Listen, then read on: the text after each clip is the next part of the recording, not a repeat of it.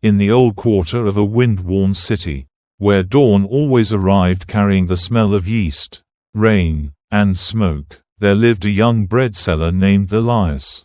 Every morning before the first bell rang from St. Martha's Chapel, he pushed his wooden cart over uneven cobblestones and called out in a voice so warm that even the saddest windows seemed to listen. Fresh bread, hot bread, bread for your table and peace for your soul. Some people bought from him because his loaves were golden and soft. Some bought because he smiled as if he still believed the world was kind. And some bought because, when he handed over a loaf, he looked at them as if hunger were not only in the belly, but in the heart. Elias had learned bread from his father, who had once said, "A man who bakes honestly feeds more than bodies." He reminds people that God has not forgotten the morning. His father was gone now. His mother had died before that. And Sir Elias lived alone in a tiny room above the bakery that no longer belonged to his family, but to a landlord who liked payment more than mercy. Yet Elias worked with devotion, waking while the stars still trembled over the rooftops, kneading dough in the half-dark, whispering prayers into the flour as though heaven might pass through his hands before sunrise. He was not rich, he was not educated, he was not a man anyone would expect history to remember. He was simply the one who sold bread at the corner near the chapel. The one children ran toward. The one widows trusted to give them an extra roll when coins were short. The one who always crossed himself when the church bells rang. If anyone had asked him whether he expected a miracle to happen in his life, he would have smiled shyly and shaken his head. Miracles happened in Scripture. Miracles happened to saints. Miracles happened far away, long ago, to people with greater faith and cleaner souls. That was what Elias thought. Until the winter that broke him. It began with tiredness. Not the ordinary tiredness of a man who rose too early and worked too hard, but a heavy, secret exhaustion that seemed to settle inside his bones. Then came the cough, then the blood, then the pain in his side. A deep, burning ache like a hidden coal beneath the ribs. At first he ignored it. Bread still had to be baked. Rent still had to be paid. The world had no habit of pausing for the suffering of poor men. But illness is a truth that grows louder when denied. Soon Elias found himself leaning against the bakery wall, breathless after lifting sacks he had carried easily for years. One morning, as snowmelt dripped from broken gutters and the bells rang for morning prayer, he coughed into his hand and saw scarlet on his palm. That was the morning fear entered the room and did not leave. The doctor in the city hospital was a tired man with intelligent eyes and a voice sharpened by too many difficult truths. He studied the test results in silence. Elias sat across from him with his cap twisting in his hands. "What is it?" Elias finally asked. The doctor exhaled slowly. "It is cancer." The word did not seem real at first. It hung in the air like something spoken in another language. "Can it be treated?" Elias whispered. "There are treatments," the doctor said carefully, "but in your case, it has advanced far." "How far?" The doctor did not answer immediately, and in that pause Elias understood more than he wanted to. "You must prepare yourself," the doctor said at last. Prepare. Such a calm word for an earthquake. Elias walked home through streets he could no longer recognize. The city moved around him as it always had, vendors shouting, doors opening, wheels clattering, church bells calling, dogs barking, mothers scolding children, old men arguing in cafes, but everything seemed to happen on the far side of glass. Cancer. The bread seller repeated the word in his mind as if repetition might soften it. But it only grew colder. For 3 nights he could not sleep. He lay awake in the narrow bed above the bakery, staring at the ceiling while pain pulsed through him and fear gnawed at the edges of his thoughts. He thought of death. He thought of unfinished mornings. He thought of bread left unbaked. He thought of the chapel bells ringing one day after he was gone. As if nothing had happened. And worse than death itself was the loneliness of it. He had no wife to hold his hand, no mother to sit beside his bed, no father to tell him to be brave. He had neighbors, customers, familiar faces, but illness reveals the distance between being known and being accompanied. On the fourth night, unable to bear the silence any longer, Elias rose, wrapped his coat around his thin body, and walked through the freezing dark to St. Martha's Chapel. The church was empty except for candlelight. The statue of Jesus above the altar looked down with carved, unchanging mercy. Elias stood in the aisle, his breath visible in the cold air, and for a long moment he could not speak. Then the words came out of him in a rush. "Lord, I am afraid." His voice broke. "I am afraid to die. I am afraid to suffer. I am afraid to hope. Everyone says you work miracles. But I do not know if miracles are still for people like me. I do not know if I have enough faith. I do not know what you want from me. But I have nothing left to hold except your name." He sank to his knees. "If you will heal me, heal me. If you will not heal me, stay with me. But please, please do not leave me alone in this." The candles trembled in their holders. The old wood creaked. Somewhere outside, wind moved through bare trees. No thunder came. No voice from heaven answered. No blinding light filled the chapel.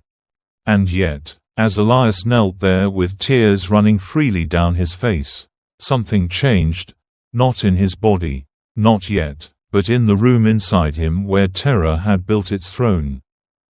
A stillness came. Not certainty. Not even relief. But a strange and holy stillness. As if his prayer had not vanished into emptiness after all. He went home carrying that silence like a small flame cupped in both hands. By morning, the pain had not gone. The diagnosis had not changed. The future remained dark. But the story had begun. And in the days ahead, through sickness, sorrow, doubt, love, humiliation, memory, and fire, the bread seller would discover that the miracles of Jesus do not always arrive the way men expect. Sometimes they come like healing. Sometimes they come like endurance. Sometimes they come hidden inside strangers. Sometimes they come after a long night of unanswered prayer. And sometimes, when all human doors have closed, heaven opens one no one saw. This is the story of a poor man with flour on his sleeves, blood in his lungs, fear in his heart, and the name of Jesus trembling on his lips. This is the story of a loaf, a wound, a prayer, and a miracle. Every city has a person who becomes part of its breathing. In Elias's neighborhood, that person was the bread seller. He was 29 years old, with dark hair that never stayed neat, hands permanently dusted with flour, and tired brown eyes that still carried unusual gentleness. He was not handsome in the polished way of men who spent time admiring themselves. There was something better in him, an honesty that made people lower their guard. His cart was old, repaired many times with mismatched nails and strips of wood. One wheel squeaked. The handle had been wrapped with cloth where it had cracked during a winter frost. But every morning he lined it carefully with clean cloth and arranged the loaves as though he were presenting treasure. He sold braided bread glazed with egg, dark rye loaves dense as earth, soft white rolls for children, and simple round loaves that poor families bought one at a time and stretched across 2 meals.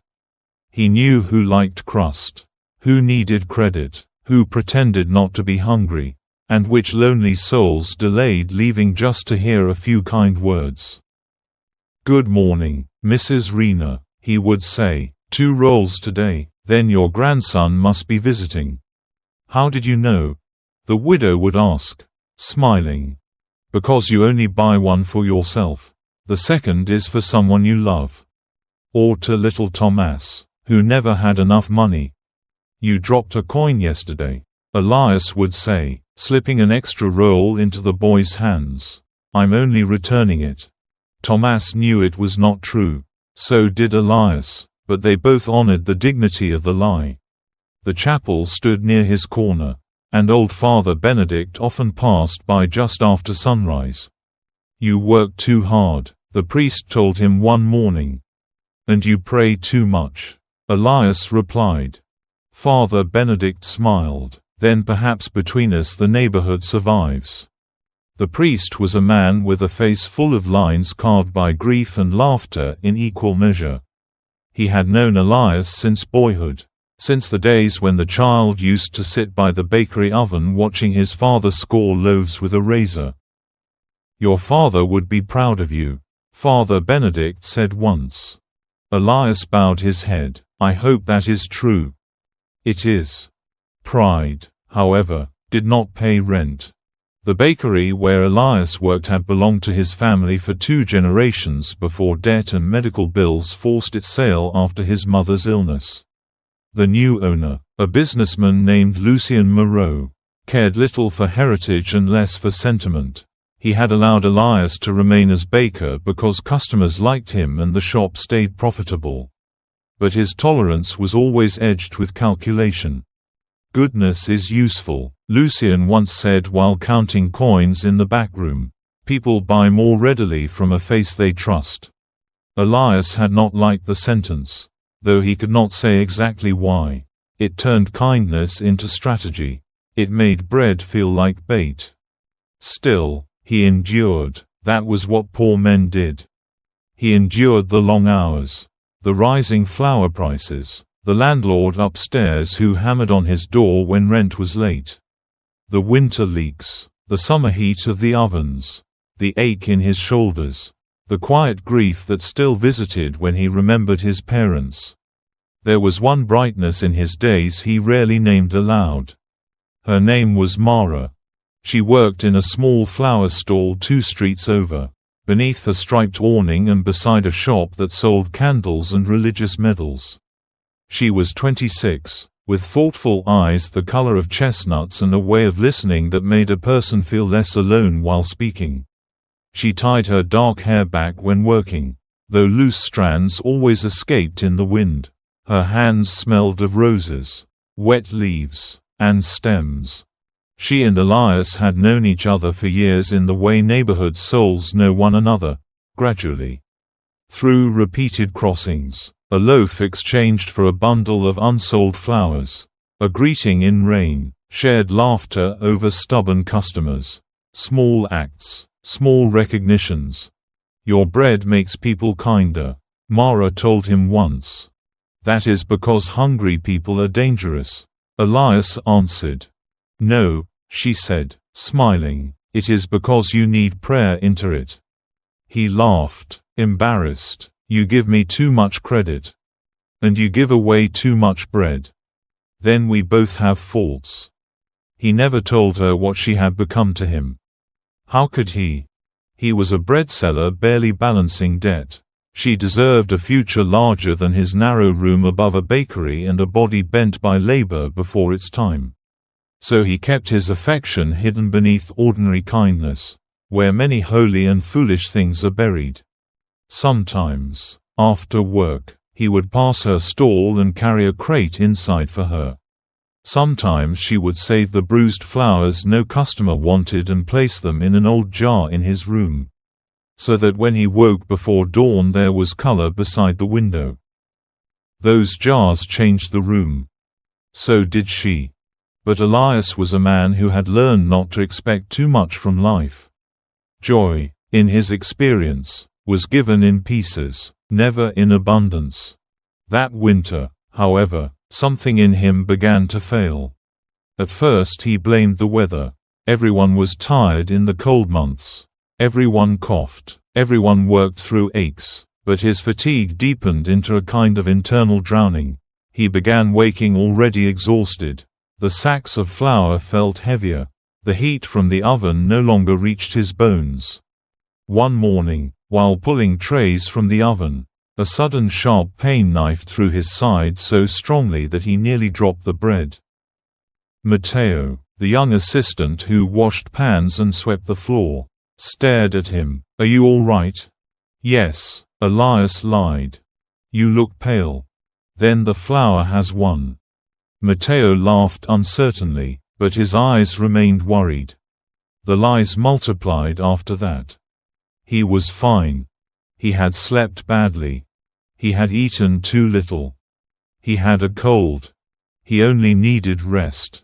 Yet rest did nothing. The cough worsened. Appetite faded. His clothes began to hang looser on him. Once, while helping an elderly customer carry bread to her apartment, he became so dizzy on the stairs that he had to grip the railing until the room stopped moving. "You are burning up," the woman said, placing her wrinkled hand to his forehead. "It is just the climb. Young people think they are made of iron. I assure you, I am mostly flour and regret." She laughed, but later sent him home with broth. Even Mara noticed. They stood one gray afternoon beneath her awning while sleep tapped against the canvas above. "You are not well," she said. "I am tired." Elias.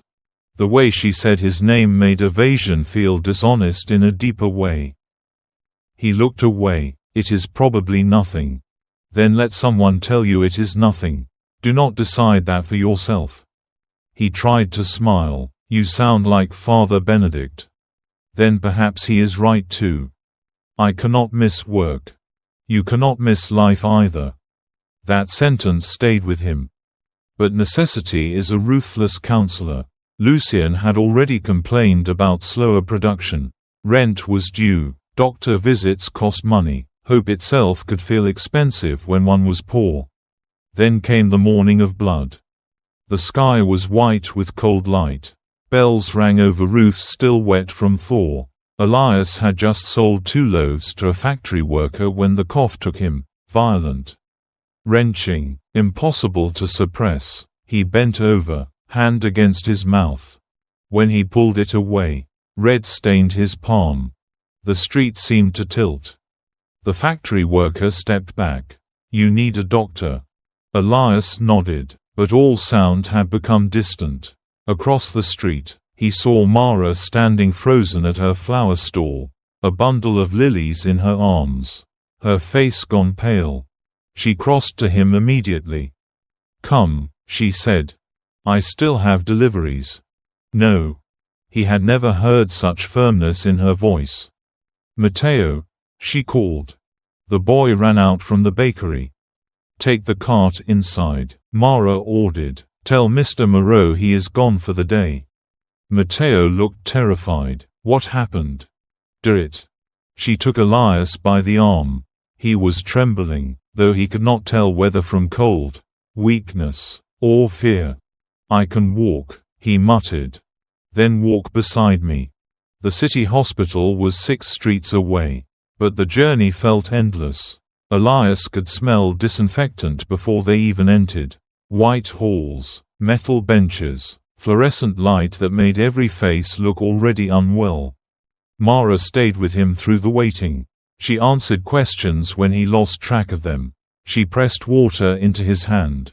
She sat close enough that their sleeves touched. When the nurse finally called his name, he stood too quickly and swayed. Mara caught his elbow. "I'm all right," he said automatically. "You do not have to keep saying that." He met her eyes then, and for one brief second the armor he wore every day broke. "I am frightened," he whispered. Her expression softened. "I know." He wanted to ask her to come into the examination room. He wanted not to face whatever truth waited there alone, but something in him, pride, shame, habit, held him back. So he went in by himself. By the time he emerged hours later, after tests and scans and the doctor's careful cruelty, the day outside had already darkened. Mara stood when she saw him. "What did they say?" He tried to speak, but no sound came. She stepped closer. "Elias. It's cancer." The words dropped between them like iron. Mara pressed her hand to her mouth. For a long moment neither moved. Then she said, very softly, "Come with me." He let her lead him not to the bakery, not home, but to St. Martha's Chapel. Evening Mass had ended. Candles still flickered near the side altar. The sanctuary lamp glowed red in the hush. Father Benedict was there, folding vestments. When he saw Elias's face, he knew at once that something grave had happened. "What is it?" the priest asked. Elias could not say it again. Mara answered for him. The old priest closed his eyes briefly, as though receiving a blow. Then he crossed the room and placed both hands on Elias's shoulders. "Listen to me," Father Benedict said. "You are not abandoned." Elias stared at him with hollow eyes. "I do not know what God will do," the priest continued. "I do not know how this road unfolds. But I know this: you will not walk it alone." Something in Elias nearly collapsed at that promise. Father Benedict led him to the front pew. They sat beneath the crucifix, where Christ hung carved in suffering and majesty. "Tell him the truth," the priest said. Elias laughed once, bitterly. "He already knows it." "Yes," Father Benedict replied, "and still he waits to hear it from you." That was the first night Elias prayed not as a dutiful believer. Not with formal words, not with polished humility, but with raw and frightened honesty. And though no miracle happened that evening, heaven, unseen, silent, patient heaven, had already bent close. Illness changes the shape of time. Before the diagnosis, Elias's days had been divided by dough rising, loaves baking, bells ringing, coins exchanging hands, evening fatigue, and sleep. After the diagnosis, time was measured differently, by appointments, medicines, moments of pain, the distance between hope and dread, and the growing awareness that every ordinary thing might not remain ordinary for long. The doctor's name was Dr. Simon Vale. He was not unkind, only practiced in the difficult art of delivering unwelcome truths without destroying the person hearing them. He explained what the scans showed. The cancer had spread. Treatment might slow it. It might ease symptoms. There was no promise. "Am I dying?" Elias asked on his second visit. Dr. Vale removed his glasses and rubbed his eyes before answering. "All men are dying," he said quietly, "but yes, without something extraordinary, this disease will likely take your life." Without something extraordinary. The phrase lodged in Elias's mind. Extraordinary belonged to other people's stories, not his. Not a poor baker with unpaid rent and cracked fingernails. The hospital smelled of antiseptic and fear. He hated the waiting room most of all, the way strangers sat trying not to study one another. As though every face reflected a possible future. There were people with scarves around bald heads, men clutching folders, wives holding hands too tightly, fathers staring into nothing, children whose suffering felt like a theological wound. Each time Elias entered, he left carrying more than medicine. He carried statistics. He carried uncertainty. He carried invisible terror. Lucien Moreau reacted to the news with commercial concern disguised as sympathy. "This is unfortunate," he said in the bakery office, fingertips pressed together. "Very unfortunate." Elias stood in silence. "Will you be able to continue working?" Lucien asked. "I need to." "That is not what I asked." Elias swallowed. "I do not know." Lucien sighed. "Customers expect consistency. If production falls." "I understand." "No, Elias, I do not think you do. Sentiment does not keep a business alive." The words were not new, but they struck harder now, when a man has just been told his body is becoming a grave. The world's coldness feels less abstract. "I have served this bakery since I was a boy," Elias said. "And I have allowed you to remain because you are useful." Lucien leaned back. Do not look at me like that. The world runs on utility, not tenderness." Elias left the office without replying. He feared that if he spoke, rage or despair would spill out in a form he could not control. That afternoon, he sold bread in silence. People noticed. Mrs. Rena asked whether he was sick. Little Thomas asked why he was not smiling.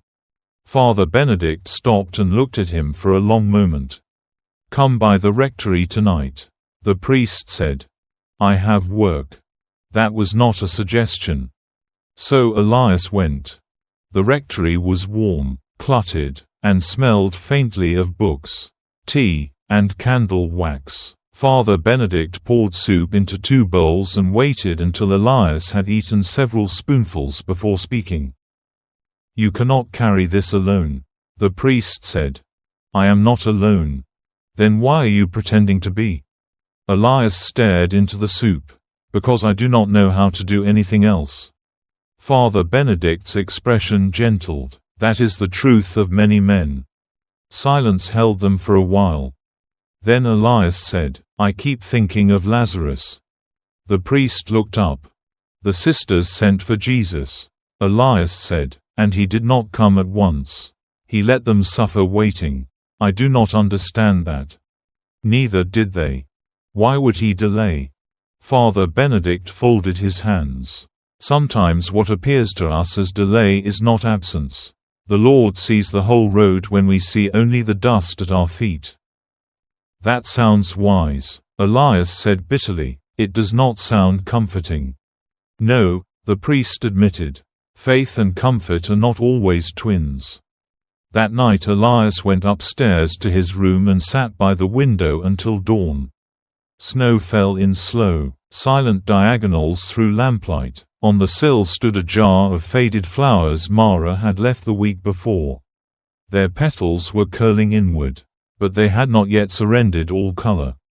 He touched one gently and thought of her.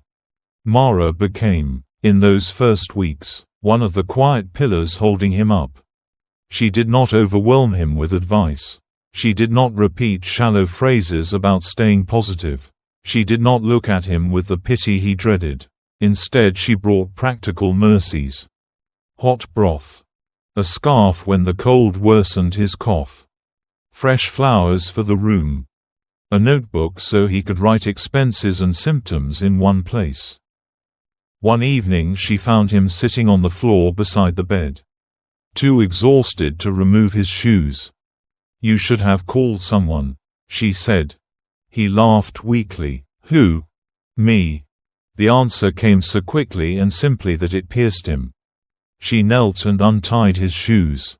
It was such an ordinary act.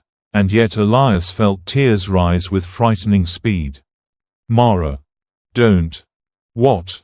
"Do not apologize for being human." He looked away, ashamed of the tears anyway. She stood and moved quietly around the room, lighting the small stove, straightening the blanket, setting flowers in a clean jar. The room, which had felt like the cell of a condemned man, softened around her presence. "Tell me the truth," she said at last. He did. He told her about the doctor's face, about the word advanced, about the fear that seized him at night, about Lucien's practical coldness, about his anger at God, about his shame at being afraid. When he finished, Mara sat opposite him and said, "Then let me tell you the truth too." He waited. "You are loved." He almost smiled. "By whom?" "By God, whether you feel it or not.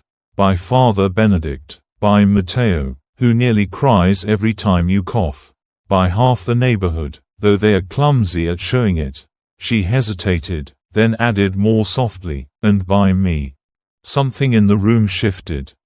Not loudly, not with the dramatic force of a confession in novels, but like a door opening inward. Elias looked at her, and for the first time in many months, perhaps years, he let himself see what had been waiting between them. She lowered her eyes, almost as if she regretted saying it. But he said nothing. Not because he did not feel the answer blazing through him. Because he was suddenly terrified. How could he accept love now, when death had entered the story? How could he ask anyone to join him in a season of hospitals and decline? Love, which should have felt like shelter, now felt like a thing too beautiful to touch with contaminated hands. So he said only, "Thank you." Her expression dimmed for half a second. Then she nodded. It was enough for that evening, not enough for the heart. Days grew harder. The treatments began. They left him nauseated and weak. The bakery hours became impossible to maintain.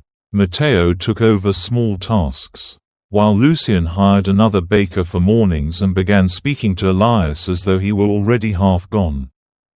One rainy afternoon Lucien called him back into the office. "This arrangement is not sustainable," he said.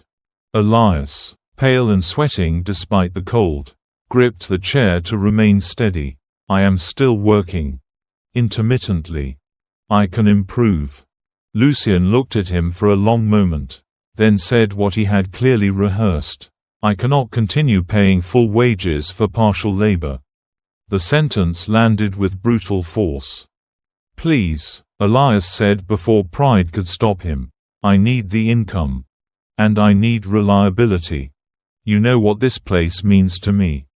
Lucien's face did not change. Meaning is not the same as ownership. Elias left with his pay reduced and his dignity bruised. He stood in the alley behind the bakery, rain dripping from the eaves, and pressed his fist against his mouth to keep from crying out.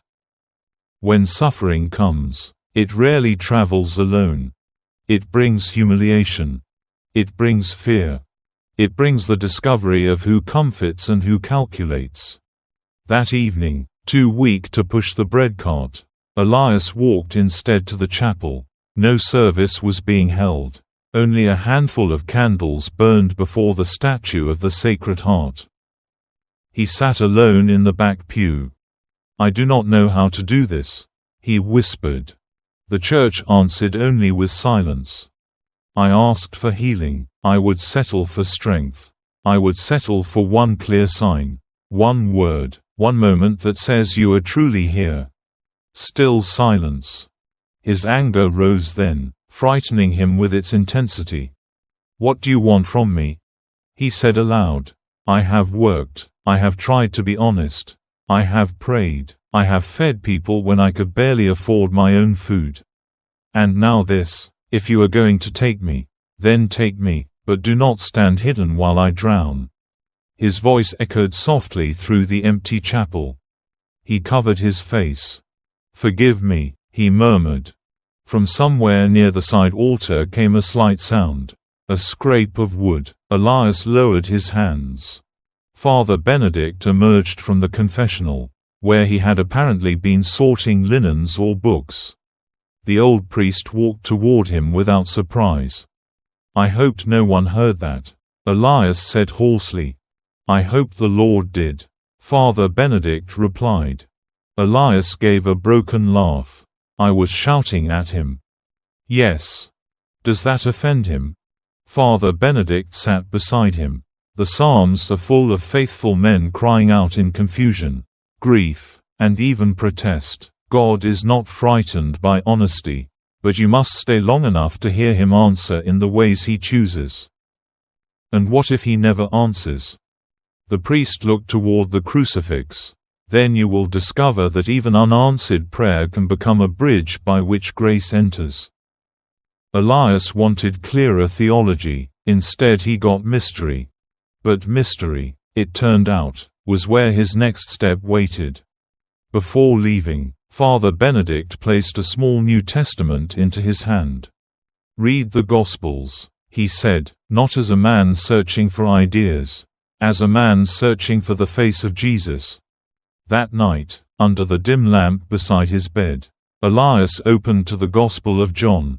His eyes fell on the story of the man born blind. He read slowly. The disciples asking, "Who sinned?" Jesus answering, "Neither this man nor his parents." Jesus making mud. Jesus telling him to wash. The man returning able to see. Elias read the passage 3 times. Then he whispered into the quiet room, "If you are still the same Jesus, then find me." The candle flame trembled beside the fading flowers. Outside, winter pressed cold hands against the panes. Inside, a prayer had gone upward like a small, fragile loaf placed upon the altar of heaven. There are illnesses that attack the flesh, and there are illnesses that attack the imagination. Cancer did both. As Elias's body weakened, his mind began to furnish dark pictures without mercy. He imagined himself dying in the hospital with no one beside him. He imagined the bakery continuing under another baker's hands while customers forgot his name. He imagined Mara marrying someone healthy and strong, someone who could offer a future without medicines and bad news. He imagined God remaining silent until the last breath. These thoughts did not come once and pass. They came daily, sometimes hourly. And because suffering narrows the world, even kindness could become painful. When neighbors brought soup, Elias wondered how long they would keep caring. When Father Benedict prayed over him, Elias wondered whether the priest secretly expected his funeral soon. When Mara smiled, Elias wondered whether she smiled from love or pity. One afternoon she found him throwing away the flowers she had brought. "They're still alive," she said from the doorway. He startled. "I thought they were fading."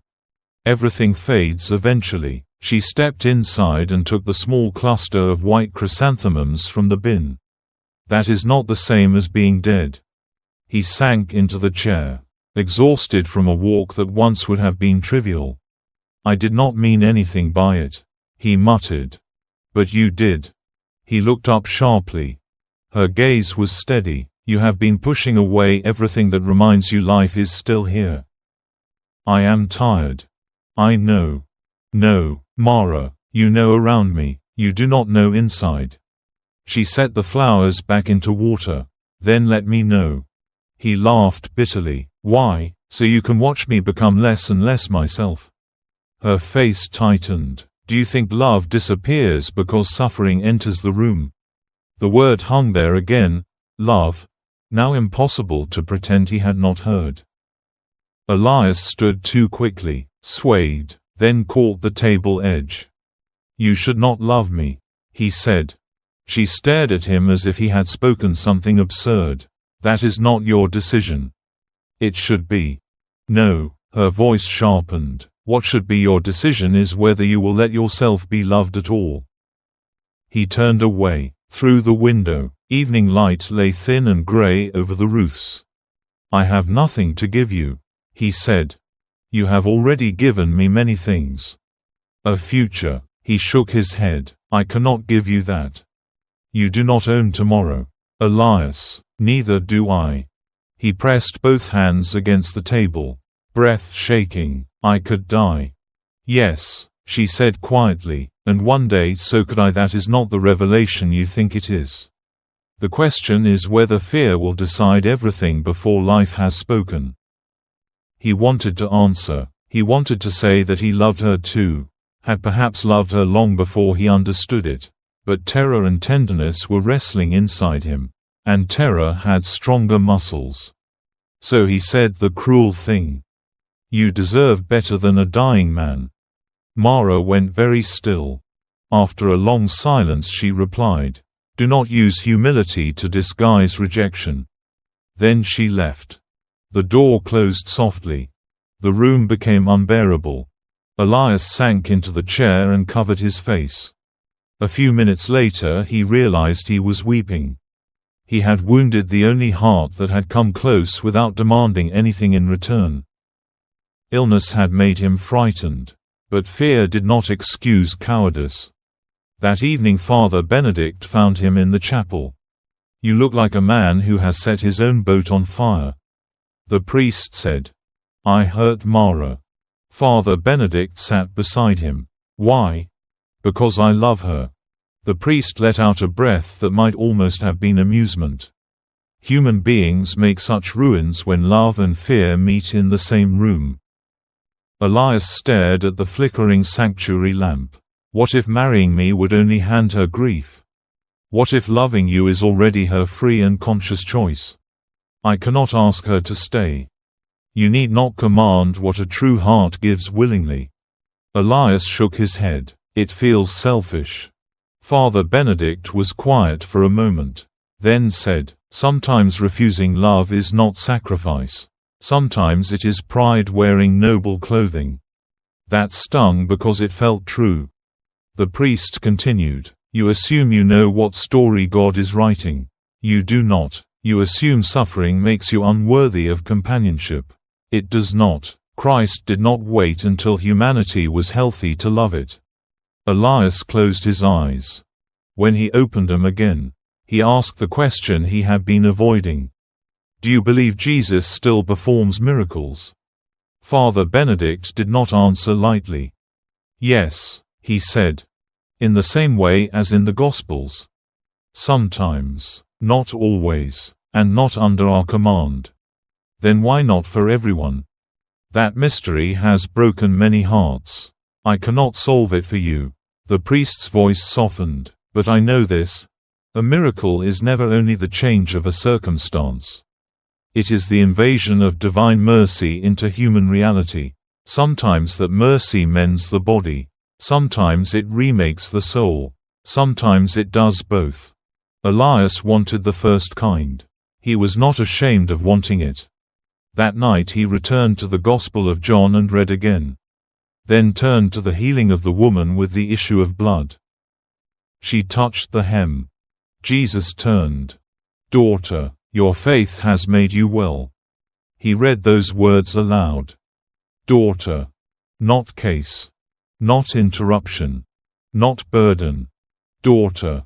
He lay awake long after midnight wondering whether Jesus still turned toward desperate people in crowds. Still felt the hidden reach of trembling faith. The next day brought another blow. Matteo arrived at his room with red eyes. Mr. Moreau says not to come in this week, the boy said, twisting his cap in his hands. Why? He says production is covered. Elias understood at once. Covered. Replaced. Matteo looked miserable. I'm sorry. It is not your fault. But when the boy left, Elias sat on the edge of the bed feeling as though another portion of his life had been quietly buried. Bread had been more than income. It had been identity. To be unable to work was one wound. To be unnecessary was another. The room seemed smaller than ever. He could not bear to stay inside.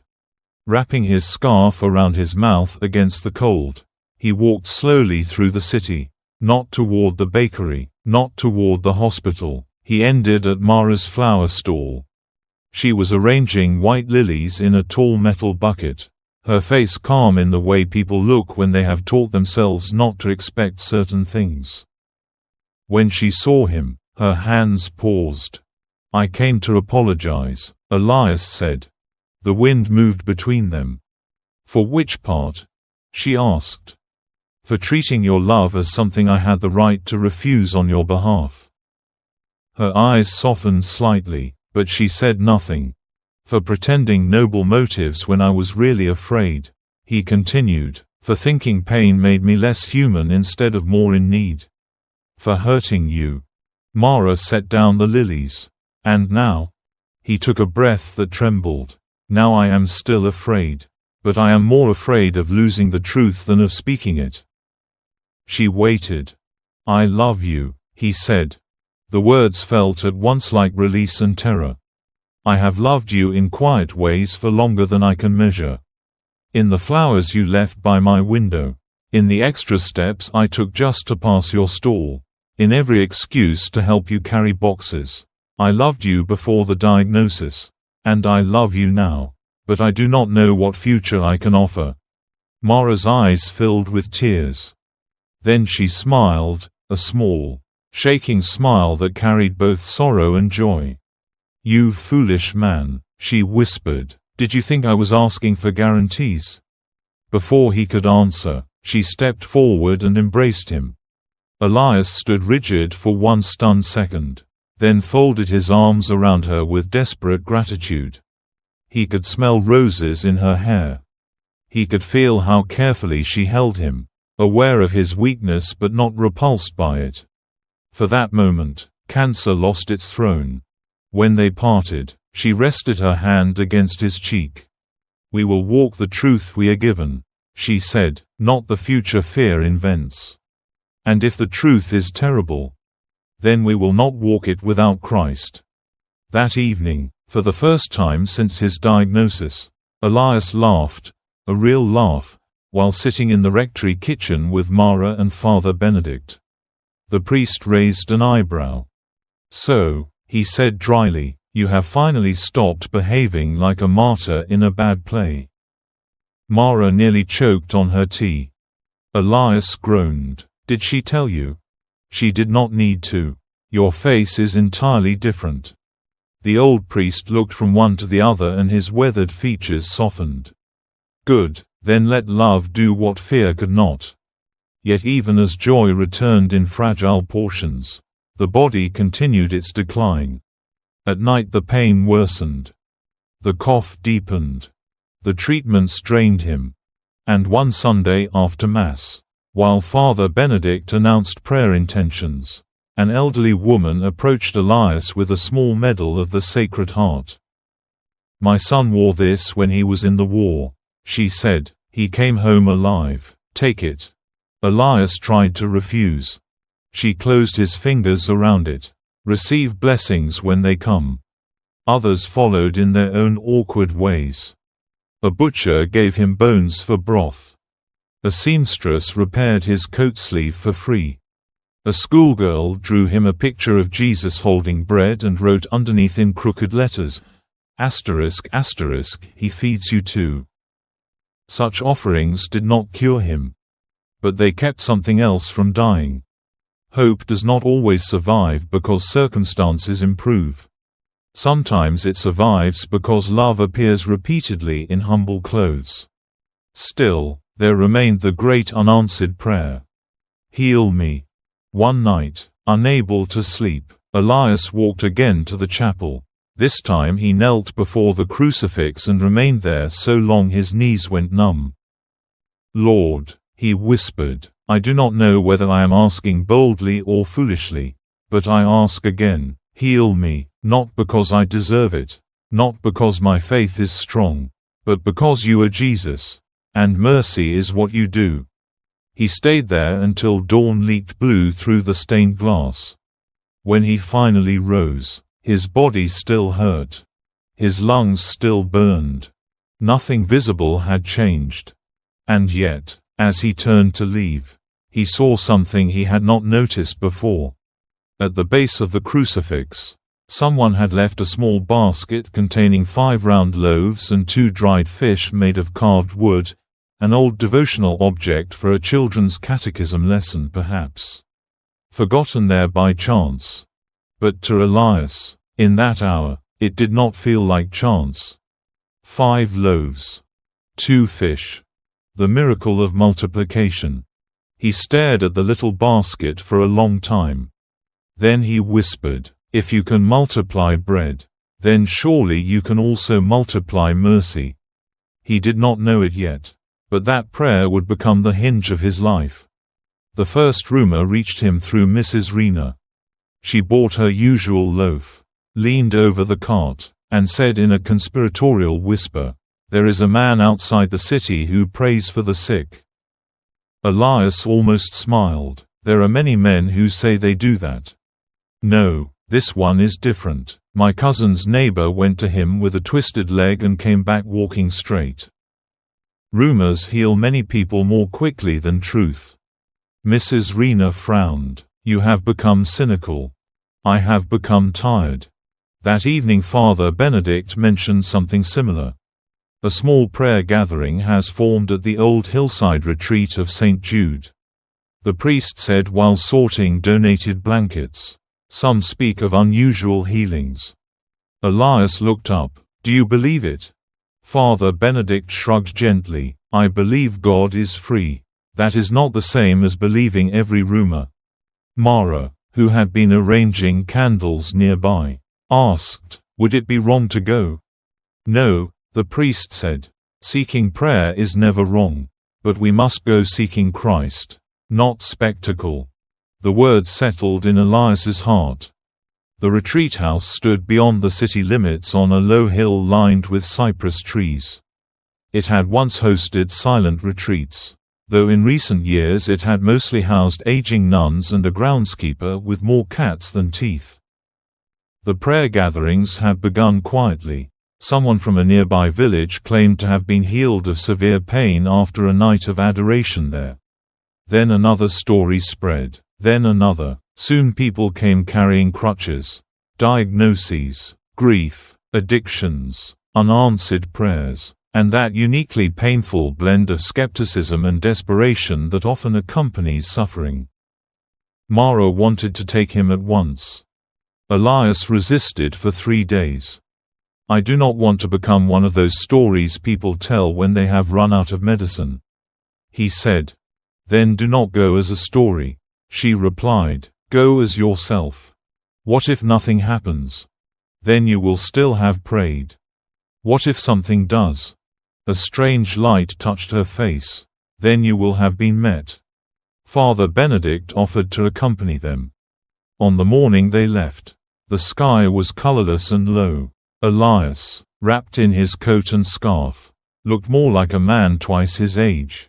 The walk to the carriage station alone left him trembling. Mara held his arm. Father Benedict carried a small satchel with water, bread, medicines, and the gospel book he never traveled without. The retreat hill was crowded when they arrived.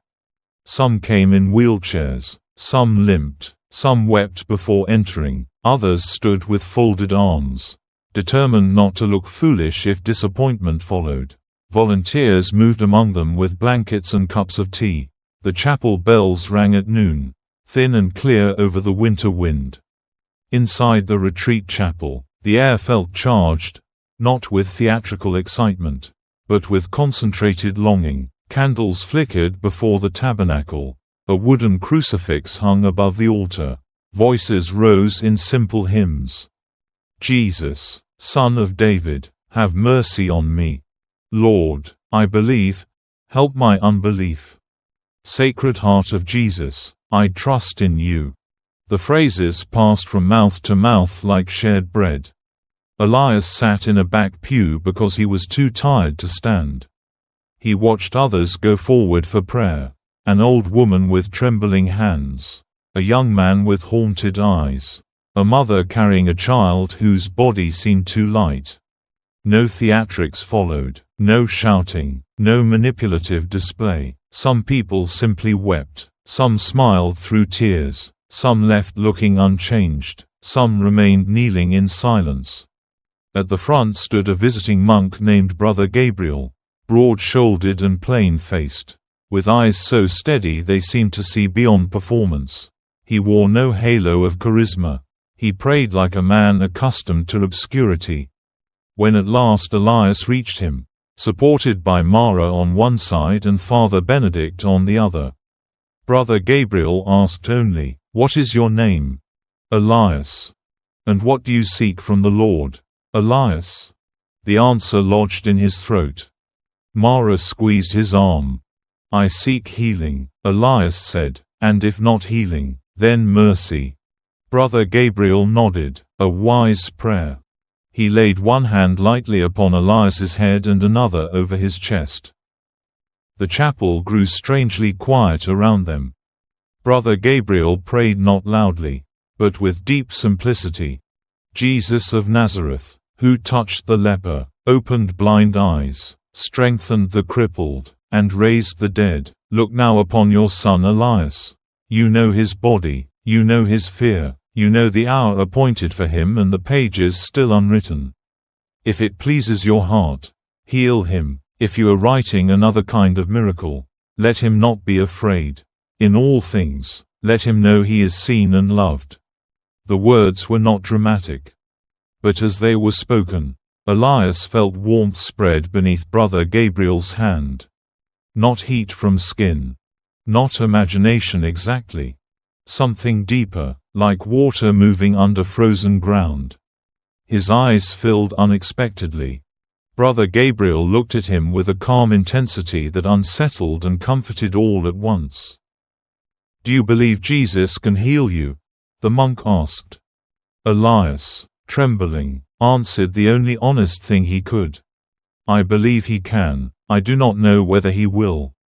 Brother Gabriel smiled faintly. "That is closer to faith than many polished answers." Then he leaned closer and whispered, "Keep coming to him. The miracle is already nearer than you think." Elias stepped away weak and overwhelmed. For the rest of the afternoon they remained in prayer. At times his pain eased. At times it returned sharply. There was no instant visible cure. No dramatic collapse. No supernatural announcement. On the ride home he said almost nothing. Mara, watching him, finally asked, "Are you disappointed?" He considered the question. "I do not know," he said. "Something happened, but I do not know what." Father Benedict turned from the opposite seat. "Not every seed looks like a tree on the first day." That night Elias slept more deeply than he had in weeks. He woke before dawn, expecting the familiar stab in his side. The crushing fatigue, the nausea. Some of it was still there. But something had changed. The pain was lighter. Not gone. But lighter. He sat up slowly, bewildered. Had the medicine finally begun helping? Had prayer calmed him enough to alter his body's response? Was this temporary? Was he merely imagining improvement because he wanted it so badly? He said nothing to anyone that morning. But he noticed more. He could breathe a little deeper. He kept food down. His hands shook less. Over the next week the change continued. Small, unsteady, real. Dr. Vale was cautious. Some patients experience fluctuations. The doctor said after examining him, "We should not read too much into a few better days." So Elias tried not to. And yet there it was. He walked farther without collapse. His cough, though still present, lessened. Color returned faintly to his face. Matteo noticed first in the bakery. "You stood for almost 2 hours," the boy said. "Last week you could barely stand for 20 minutes." "I know. Maybe the prayers worked." Elias smiled faintly. "Maybe." Lucien, however, remained unmoved. "One good week proves nothing," he said. In a different mood, Elias might have been wounded. Now he was merely tired of cold men preserving their worldview. Mara's response was gentler. When he told her he had been stronger, she did not cry out or build castles in the air. She simply took his hand and whispered, "Thank you, Jesus." That gratitude touched him more than excitement would have. Still, recovery did not run in a straight line. The following week brought a setback. Fever, deep exhaustion, blood again. By nightfall Elias lay in bed shaking, the earlier hope suddenly feeling foolish. Mara sat beside him with a cloth for his forehead. Father Benedict prayed psalms in the corner. The room smelled of medicine, wax, and crushed flowers. Between fever dreams Elias drifted through memories of childhood, his father lifting warm loaves from the oven. His mother humming while mending shirts. Church bells in summer, the first time he tasted bread still steaming from the hearth. Then, in the deepest hour of the night, he dreamed, or believed he dreamed, something else. He stood in a vast field under a sky before dawn. The earth was dark and furrowed. In his hands he held a single loaf. He did not know whom it was for. Then he saw, walking toward him through the dim light, a figure in a simple robe. The man's face was not blinding, not abstract, not hidden in impossible glory. It was human, beautiful in the terrible gentle way of one who has suffered and loves still. His eyes held sorrow and joy in the same gaze. Elias knew without being told. Jesus. The Lord came close enough to touch the loaf in Elias's hands. "It is not finished," he said. The voice was like quiet thunder. like Mercy speaking in the language of home. Then he broke the loaf. And instead of becoming less, it multiplied in his hands. Elias awoke gasping, tears on his face. The room was dark except for one candle. Mara slept in the chair beside the bed, her hand still resting near his arm. Father Benedict had draped his coat over her shoulders. Elias touched his chest. The fever had broken. He did not tell them the dream at once. He held it inside like a secret ember. Fear warned him not to build theology upon sleep. But the words remained. It is not finished. The next morning he could sit up. By afternoon he ate bread and broth. 2 days later he walked to the window and stood without dizziness. The improvement after that was undeniable. Dr. Vale ordered fresh scans. Elias waited for the results with a pounding heart. In the examination room, the doctor studied the images in baffled silence. "What is it?" Elias asked. Dr. Vale looked at him slowly. "The lesions have changed." "Changed how?" "They have reduced." Elias stared. "That should not be happening this quickly," the doctor said, more to himself than to his patient. "Not at this stage. Not in this pattern." "Are you saying I'm healed?" Dr. Vale was too careful a man for easy declarations. "I am saying something unexpected is occurring." Unexpected. Extraordinary. The words were circling closer. When Elias left the hospital, the sky seemed astonishingly blue. Mara waited outside with white roses wrapped in paper. He told her what the doctor had said, and she covered her mouth as tears spilled down her face. Father Benedict, hearing the news later that evening, bowed his head in long silence before the tabernacle. But heaven had not yet finished writing. News travels quickly where suffering has lived publicly. The neighborhood had watched Elias weaken. They had seen the coughing fits, the gauntness, the missed mornings at the bread cart, the hospital visits, the priest's grave face, Mara's worry. So when he began to look stronger, when the color returned to his cheeks and his steps steadied, people noticed with sharpened attention. "Are you better? Did the medicine work? Was it the prayers? Did you go to that retreat hill? Is it true?" The doctor was surprised. The questions came from every direction. Elias did not know how to answer them neatly. He was better, yes. The medicine had not fully explained the speed. Prayer seemed somehow involved. The doctor was indeed surprised. But no single sentence could contain what he was living inside. Because improvement itself can be frightening when one has prepared for death. A condemned man who hears footsteps outside his cell does not assume freedom at once. He wonders whether this too might be another form of waiting. So Elias remained cautious. He returned to work slowly, at first only for an hour or two. He kneaded dough carefully, testing the strength in his wrists and shoulders. The familiar texture beneath his palms felt almost sacramental. Flour dust rose in pale clouds. Yeast breathed. Heat from the ovens embraced him like an old language. Matteo watched him with shining eyes. "You look like yourself again." "Part of myself," Elias corrected. "That is more than before." Lucian was less poetic. "If you can work, then work," he said. Elias looked at him for a long moment. There was a time when such coldness would have pierced deeper. Now it mostly revealed the poverty of Lucian's inner life. "I will work," Elias said quietly, "but not as a man who belongs only to your ledger." Lucian frowned, perhaps sensing for the first time that illness had not only weakened Elias, it had changed him.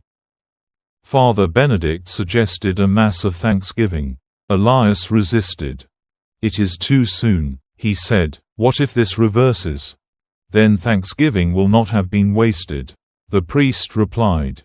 Mara agreed. Gratitude is not a contract. It is worship. So a small Mass was offered on a Thursday evening. Nothing grand, just neighbors, candles, a few hymn sheets, and the ordinary mystery of bread and wine becoming what human beings cannot make. When Father Benedict lifted the host and said, "Behold the Lamb of God," Elias felt his throat tighten. Behold. Not analyze. Not control. Not explain. Behold. He approached the altar rail with trembling steps. When the Eucharist touched his tongue, he closed his eyes and remembered the dream, the field, the loaf, the hands of Jesus breaking bread that became more, not less. Something opened in him then, not a vision, not a trance, but a profound inward knowing that whatever healing was taking place in his body was inseparable from another healing occurring deeper within. He had feared death. Now he feared less. He had feared being unloved. Now love stood around him in flesh and blood. He had believed his worth depended on usefulness. Now he began to understand that Christ desired him before he produced anything. Later that evening, after the congregation had gone, Elias remained kneeling in the chapel. "Lord," he whispered, "if you are restoring me, then my life is yours twice over." The sentence came without performance. He meant it. The next weeks brought astonishing evidence. Another scan. More reduction. Another blood panel. Markers improved. Dr. Vale became more bluntly baffled each time.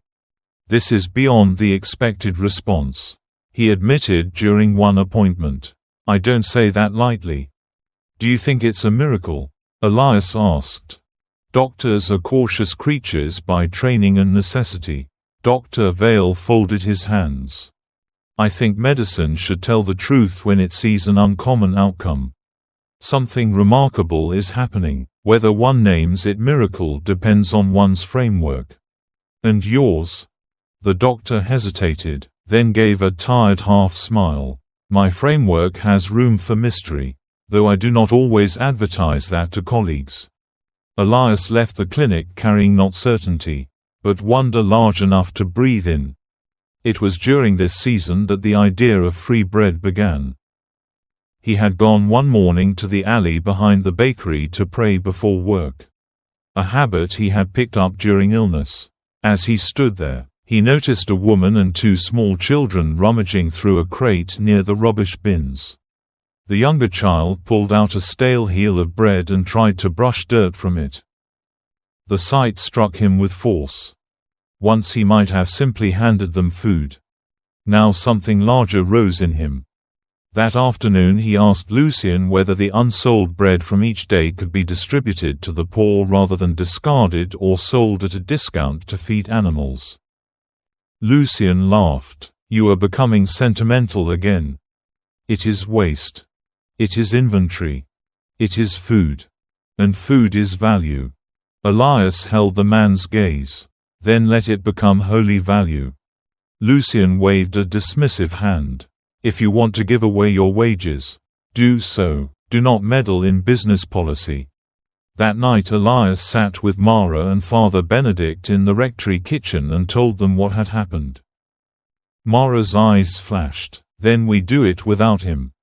"With what money?" Elias asked. "With whatever loaves we can spare." Father Benedict leaned back, thoughtful. "The parish pantry receives donations irregularly. The need is greater than what we meet." Matteo, who had been dropping off a basket and overheard from the doorway, blurted, "We could bake at night." All three turned toward him. The boy flushed but continued, "I mean, after the shop closes. There's still flour sometimes, and if not, maybe people would donate. We could make simple loaves." Mara smiled slowly. "Listen to the child with the better theology." Within days, what began as a conversation became an effort. A widow donated flour. The butcher offered lard. A farmer brought sacks of potatoes. The chapel women organized a collection. Father Benedict gave up part of the rectory cellar for storage. Mara turned her flour stall into a quiet point of information, slipping notices to customers and asking who needed food without humiliating them. Matteo recruited 2 boys to carry baskets. At first Elias worried his strength would fail. But every evening, after the bakery closed, he found himself in front of the mixing table with renewed purpose. The labor was different now. He was not baking for profit. He was baking for mercy. And strangely, he was strongest there. One night, while shaping loaves by lamplight, he said to Mara, "I think Jesus healed me on the way to feeding others." She looked up from tying breadcloths. Perhaps he was always planning both. The first distribution took place on a Saturday outside St. Martha's Chapel. No banners, no speeches, just long tables, baskets of bread, pots of soup, and volunteers moving with practical tenderness.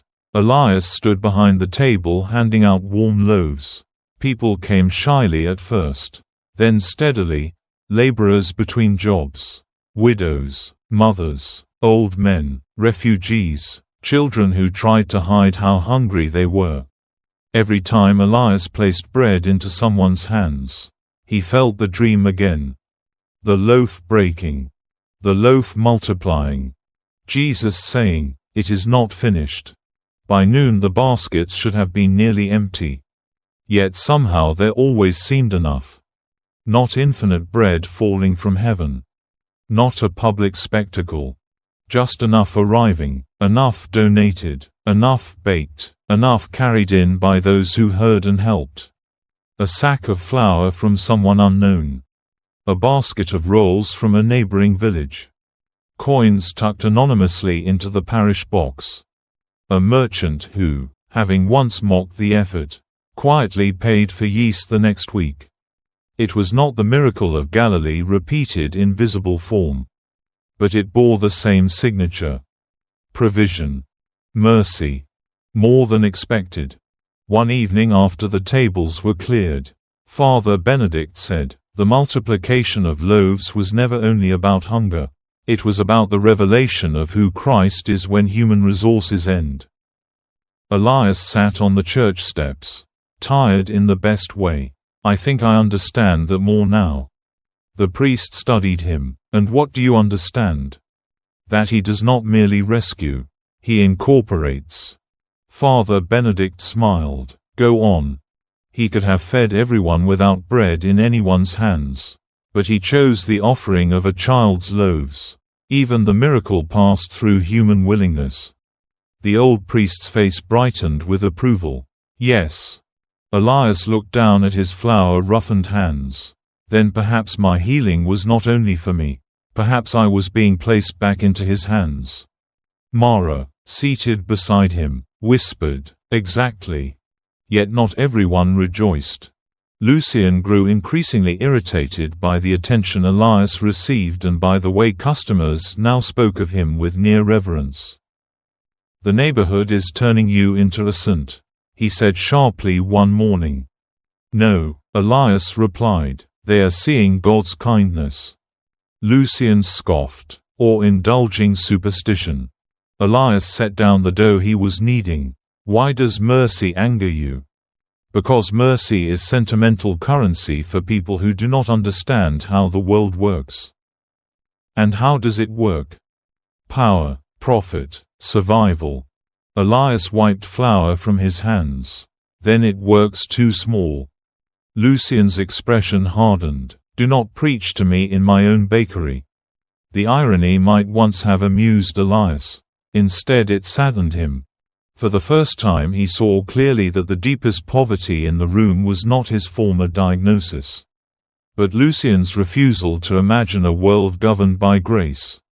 That night, while closing the shutters, Elias felt sudden pain seize his chest. Sharp, intense, he doubled over, gripping the counter. Matteo cried out. Mara, who had just entered with ledger notes from the pantry fund, rushed to him. For one terrible instant fear returned in full force. Not again. Not now. Had everything been illusion? They brought him to a chair. The pain gradually eased. Dr. Vale, summoned in haste because he lived nearby, examined him and concluded it was likely strain and inflammation. not recurrence. But the incident left Elias shaken. That night he went alone to the chapel and knelt in darkness lit only by the sanctuary lamp. "I thought I trusted you more now," he said, but fear was waiting just under the surface. He bowed his head. "Teach me to receive healing without worshipping certainty." The prayer marked another turning. Miracle had not made him invincible. It had made him dependent in a holier way. And in that dependence, his heart deepened. A week later, Dr. Vale called him back for final imaging. The doctor stood unusually still while reviewing the results. Elias sat with his hands clasped so tightly the knuckles blanched. Dr. Vale turned at last. "I have checked this twice," he said. Elias could barely breathe. "And there is no measurable active disease." Silence. The sentence entered the room slowly, as though reality itself needed time to accept it. "No cancer," Elias whispered. "Not on these scans. Not in the markers we tested."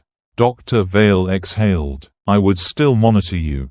I must remain medically responsible." "But Elias," he stopped, then said with unusual gravity, "I do not have a normal explanation for this outcome." The bread seller lowered his head and wept. Not politely.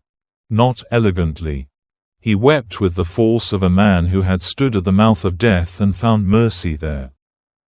Dr. Vale, awkward yet moved, placed a hand on his shoulder and let him cry. When Elias finally left the hospital, the whole city seemed transfigured. Cobblestones shone from recent rain. Children laughed in an alley. Church bells rang over rooftops. The world had always been beautiful. He had simply not known he might live long enough to see it again like this. He went first not to Mara, not to the bakery, but to St. Martha's Chapel. He entered breathless, fell to his knees before the altar, and whispered through tears, "Jesus, you did it." A miracle rarely stays private for long. Especially not in a neighborhood where windows listened and women carried news faster than horses. By evening, half the district knew that Dr. Vale had found no active disease. By the next morning, the other half was pretending they had known before anyone else. Some said it was the hospital treatment. Some said it was the prayers at St. Jude's Hill. Some said it was Father Benedict's intercession. Some insisted it had happened when Mara began leaving flowers by Elias's bed. Which caused laughter from everyone except those romantic enough to agree. Elias himself spoke of it differently. "It was Jesus," he said simply, whenever someone pressed him. Not because he wished to dismiss medicine, he did not. He thanked Dr. Vale publicly. He continued follow-up appointments. He took no foolish liberties with his health. But he could not deny the hand he believed had moved through every visible means. Jesus in the doctor's care. Jesus in the monk's prayer. Jesus in the vigil nights. Jesus in the dream. Jesus in the timing no chart could predict. Jesus in the bread that kept multiplying through human generosity. The chapel was fuller that Sunday than it had been in years. Some came to worship. Some came from curiosity. Some came hoping that whatever had happened to the bread seller might somehow spill over onto their own buried sorrows. Father Benedict preached from the Gospel of the 10 lepers. 9 disappeared into their new lives. He said from the pulpit, "Only one returned to give thanks." Physical healing is a mercy. Returning to the feet of Christ with gratitude is a greater one. Every eye in the chapel turned toward Elias, who wished in that moment to become invisible. Mara touched his hand lightly. After Mass, people surrounded him. A mother asked him to pray for her son. An old man wanted to know exactly what words Brother Gabriel had spoken. A woman in black asked whether he ever doubted. "Yes," Elias answered, "I doubted often." "Then why did God heal you?" she asked, almost accusingly. He looked at her stricken face and understood there was another wound beneath the question. I do not know why one story unfolds one way and another differently. He said gently, I only know that doubt did not keep Jesus from finding me. She began to cry. He prayed with her there in the churchyard while bells rang above them. That became the beginning of a new season. People came not just for bread anymore, but for prayer, for conversation, for the strange comfort of being near someone who had walked through terror and returned with faith not polished but proven. Elias did not set out to become such a person. He often felt unworthy of the role, but suffering had carved listening into him. A man with drink on his breath confessed he was ruining his family. A widow admitted she had stopped praying after burying 2 children. A young laborer said he feared God had no interest in the poor. Elias listened. Then he answered not as a theologian, but as one beggar showing another where he had found bread. Mara watched this transformation with quiet wonder. You speak differently now, she told him one evening while they arranged loaves for the pantry. How? As if your words come from deeper water. He smiled, perhaps because pain dug the well. A month after his clean scan, Brother Gabriel returned to St. Jude's retreat. Elias went to see him, carrying a round loaf still warm from the oven. The monk recognized him at once. The miracle drew nearer, Brother Gabriel said with a knowing smile. Elias laughed softly. It did. They walked the hillside paths lined with wild grass and cypress shadow. Elias told him everything, the dream, the doctor's astonishment, the free bread ministry, the fear that still occasionally visited, the gratitude too large for speech. Brother Gabriel listened with hands folded into his sleeves. When Jesus heals, the monk said at last, he does not merely restore an old life, he creates a new one. Elias looked down at the loaf in his hands. Sometimes I fear becoming proud of what happened. That fear may guard you. If it does not become obsession, the enemy will tempt you either into vanity or false humility. Refuse both. Simply remain available. Available to what? To Christ hidden in the next person who needs mercy. Before they parted, Brother Gabriel broke the loaf Elias had brought and shared it with him under the cypress trees. The act felt simple, but Elias sensed again the echo of the gospel. Bread broken. Mercy shared. Life received rather than possessed. When spring began to enter the city, Elias asked Mara to walk with him beyond the market square to the old fountain where chestnut trees leaned over the path. Children were playing nearby. The air smelled of thawed earth and first blossoms. He stopped beneath a tree and turned to her. There was a time, he said, when I did not dare ask you for a future. Mara smiled softly. I remember. I was wrong. You were frightened.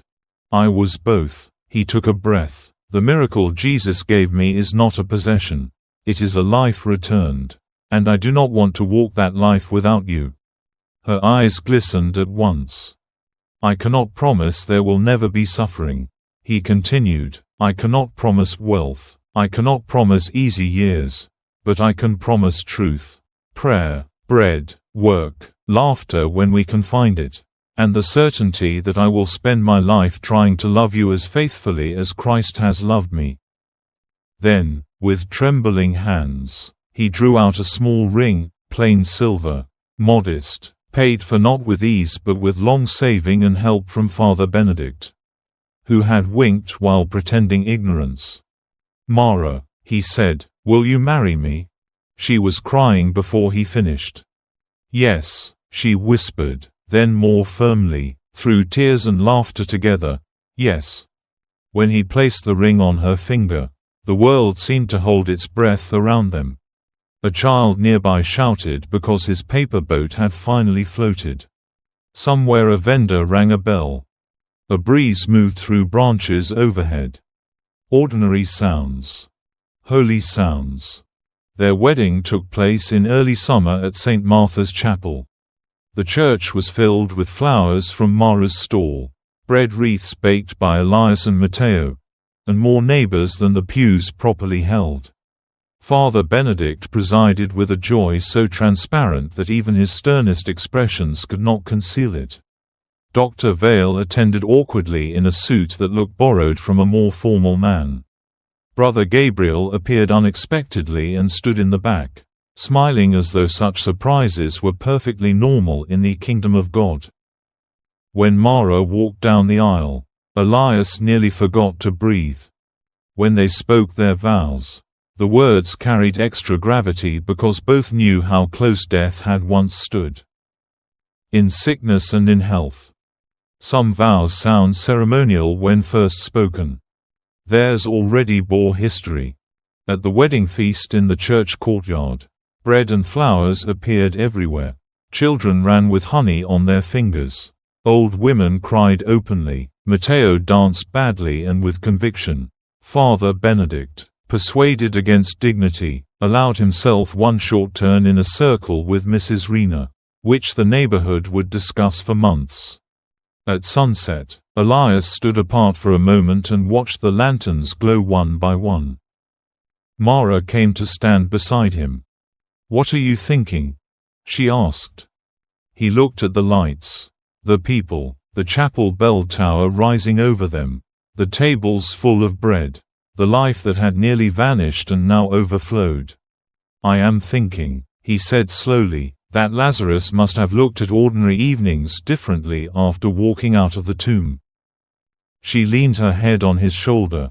And I do too." The healing, however, was not merely personal testimony now. It had become seed. The bread ministry expanded. The parish pantry took permanent shape. More volunteers joined.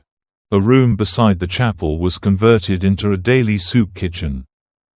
Young men who once wasted evenings drinking began helping deliver loaves. Widows organized sewing circles for the poor.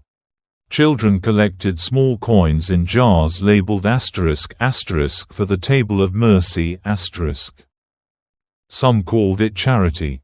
Father Benedict called it Eucharistic overflow. Elias called it gratitude made practical. One afternoon Lucien Moreau came to the churchyard and stood watching distributions from a distance. Elias approached him, unsure what would follow. Lucien looked thinner than before, somehow wearier. "I heard you're starting a bakery cooperative," he said. It was true, with donations and help from the parish. Elias and several families planned to open a small community bakery whose profits would support the food ministry. "We are trying," Elias said. Lucien's eyes moved over the tables. The volunteers, the children carrying baskets. "I used to think men did these things only when there was profit hidden somewhere. And now?" Lucien gave a hollow half-laugh. "Now I think I may have understood too little." It was not an apology exactly. But it was a crack in stone. Elias looked at him and, to his own surprise, felt no triumph. Only pity. "If you want to help," he said, "there is room." Lucien stared at him. "After the way I treated you?" "Yes." "Why?" "Because Jesus had not dealt with Elias according to strict deserving.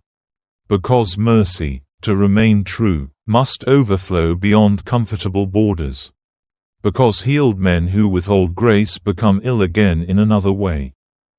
So Elias answered, "Because someone made room for me too." Lucien said nothing, but a week later, sacks of high-quality flour arrived at the pantry without a name attached. Everyone knew whose warehouse they had come from. Thus even the hard soil began to soften. Yet there remained one more valley Elias had to cross, the valley of testimony beyond admiration. Praise can be dangerous. So can being known for the miracle rather than for the miraculous one. People began calling him blessed, chosen, favored. Some touched his sleeve as though grace might transfer by fabric. Others wanted formulas. What exact prayer? What exact fasting? What saint? What time of night? What sequence of events? Elias resisted all of it. I am not the source, he repeated. Do not build altars in the wrong place. Still, the pressure lingered. One night he confessed to Mara, I fear becoming a story people admire while forgetting Christ himself. She looked at him over the basket she was lining with cloth. Then keep giving away the bread. A man cannot become a monument while kneading dough for the hungry. He laughed. You always say the right thing. No, she replied with a teasing smile. I merely say the practical thing. Heaven can work with practical truth. He took her hand and kissed flour from her knuckles. And somewhere in the quiet center of his life, Jesus remained, not as memory of rescue, but as present Lord, still breaking bread, still multiplying mercy, still healing in ways both visible and hidden. Miracles do not exempt people from sorrow. They train him to recognize God within it. This lesson came the summer after Elias's healing. The community bakery was nearly ready. Walls had been whitewashed, ovens repaired, shelves built, a painted sign, Daily Bread House, waited in the back room to be hung above the door once licenses and inspections were complete. The parish pantry now served meals 4 evenings a week. People spoke of the future with an energy that felt almost reckless in its joy. Then fire entered the story. It began after midnight. A lantern overturned in a storage room, perhaps from a draft, perhaps from carelessness no one could later trace. Flames climbed quickly through dry wood and sacks. By the time the night watchman saw smoke, the back half of the new bakery was already burning. Church bells rang the alarm. Elias woke to pounding on his door and Matteo shouting from the street below. He flew down the stairs half-dressed, heart hammering, and saw orange light staining the night sky. For one shattering instant he thought the chapel itself was on fire. But it was the bakery building beside the church courtyard. People were already running with buckets.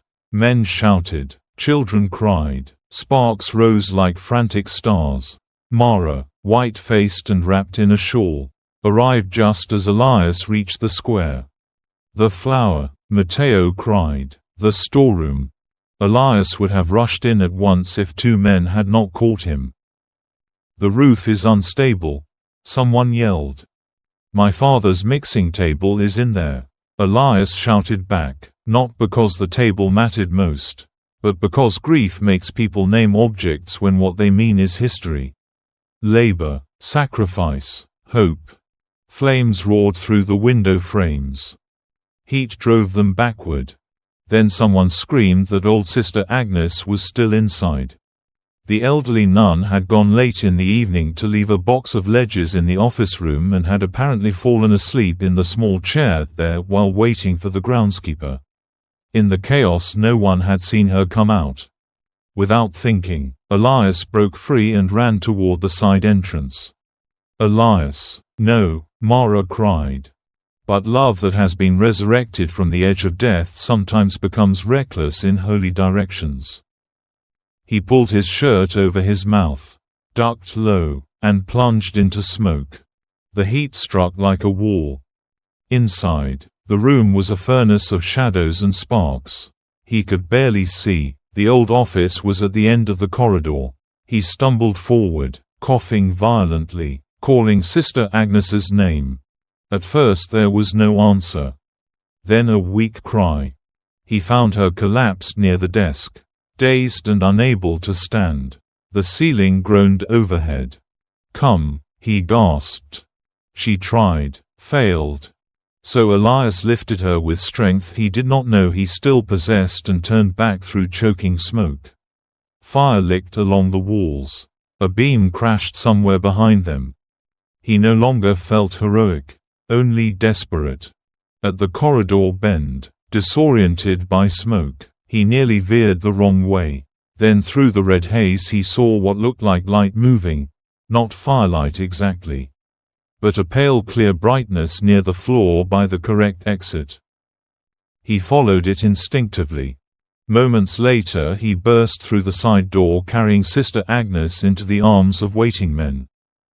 Cheers and cries rose at once. Mara reached him just as his knees gave out. He collapsed on the cobblestones coughing black soot, vision narrowing. Somewhere above the chaos, the church bells rang again. Twice. Once for alarm. Once, people would later say, for mercy. The fire was eventually contained. But much was lost. The rear storeroom, part of the ovens, account books, shelves, new equipment, and months of prepared stock were destroyed. No life was lost, for that everyone gave thanks. But by dawn the courtyard smelled of ash, wet plaster, and heartbreak.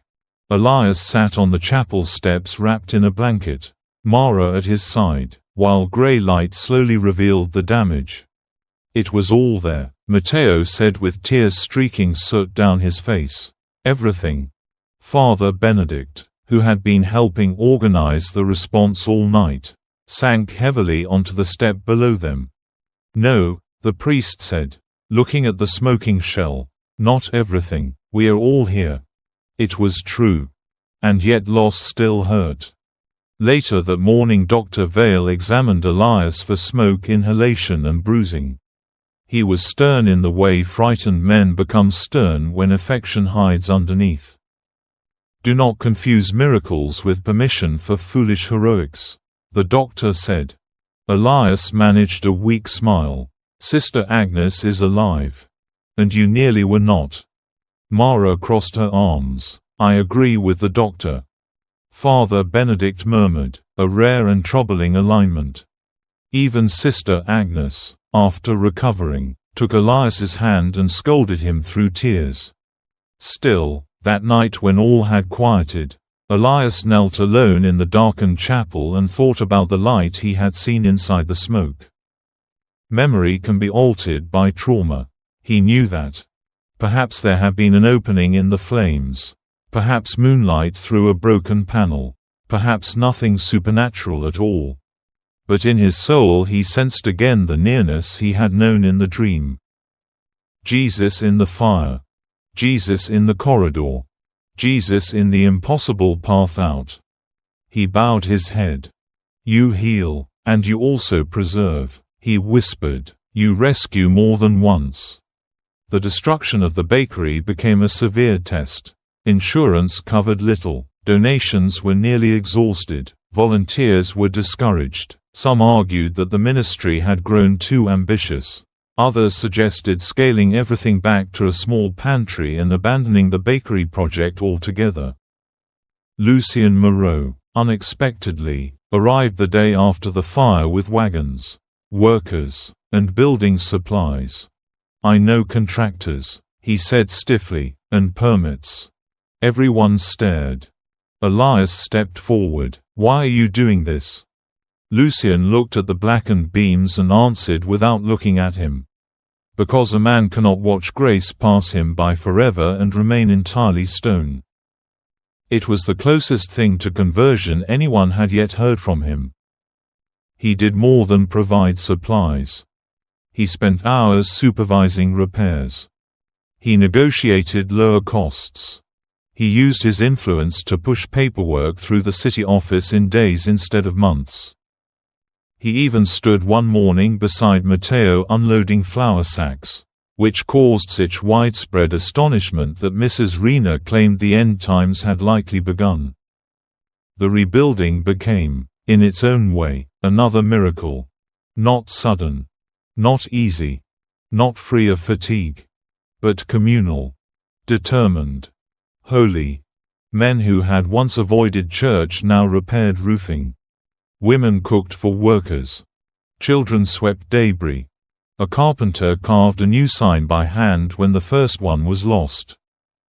Sister Agnes, declared too old for labor, sat in a chair and prayed the rosary with such intensity that everyone joked she was doing the heaviest lifting.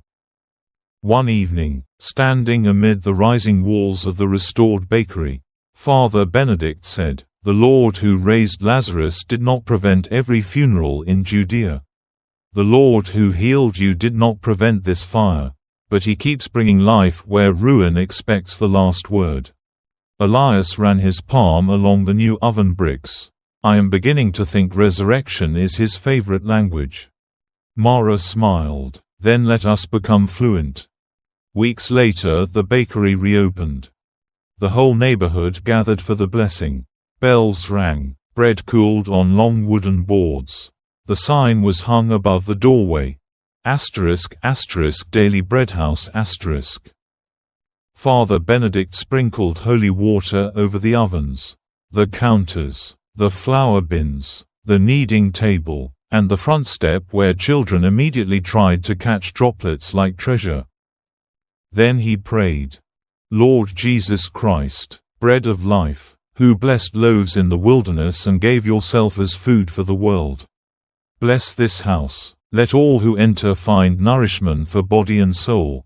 Let no hungry person be turned away. Let labor done here be honest, joy-giving, and open to your mercy. And may every loaf broken in this place remind us that grace multiplies in surrendered hands. When he finished, applause broke out, not liturgical, perhaps, but entirely human and unavoidable. That first day they baked far more than expected to sell, yet by evening almost all had gone. Not because business was miraculous. Because the city had already become hungry for what the bakery represented. A place where profit was not God. A place where the poor was served first. A place where bread and testimony lived under one roof. In the weeks that followed, a pattern emerged. Morning sales supported wages and supplies. Evening production fed the pantry and soup line. A small room in the back became a prayer corner for anyone who needed quiet. Mara kept flowers on the tables. Matteo, growing taller and more confident, learned every stage of the craft. Lucian, astonishingly, continued to advise and occasionally work, his edges not gone but softened. One late evening after closing, Elias and Mara stood together in the doorway watching the streets settle into blue dusk. "Do you ever think about the night in the fire?" she asked.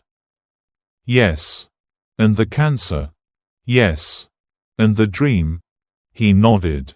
She took his hand. "What do you think Jesus was doing through all of it?"